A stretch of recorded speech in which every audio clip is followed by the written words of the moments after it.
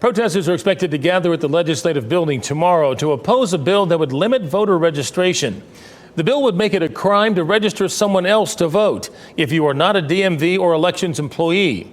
It would also ban voter registration drives by individuals or private groups. Our Capitol Bureau Chief Laura Leslie tells us a hearing on the bill scheduled for tomorrow was canceled tonight. You've probably seen folks with clipboards like this at a local sporting event or concert or a festival. Usually they're with political groups or civic groups, and they're trying to help people get signed up to vote. Well, a bill that was scheduled for a hearing tomorrow would have made that a misdemeanor. But that hearing was postponed after a protest was organized and amid some questions about whether it's even legal.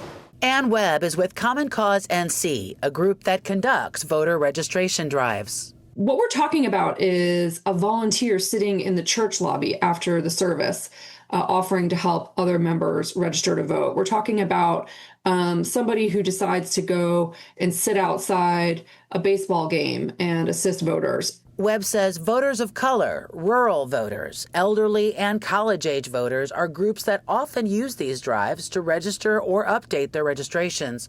She says it has not caused any widespread problems. Banning the whole process of assisting voters and getting registered really just seems like an effort to keep people from registering. House Bill 127 would make it a misdemeanor for a private citizen or group to provide a voter registration form to someone else. They could only give out sample forms with instructions for how to find and fill out the real thing at an elections office or the DMV. Jim Womack is an election integrity advocate. He says there was a case of a political group using a voter registration drive to get people's phone numbers and email addresses. I think we all agree that we don't want people breaking the law using the voter registration process for that purpose.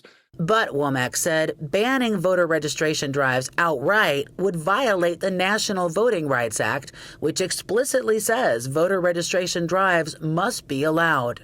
It gives private organizations the right to do voter registration drives, and there's nothing the state can pass into law that could stop that. The sponsor of the bill did not respond to our question about the apparent conflict with federal law. Laura Leslie, WRAL News, Raleigh. We asked the committee chair why the meeting was canceled, and they have not responded.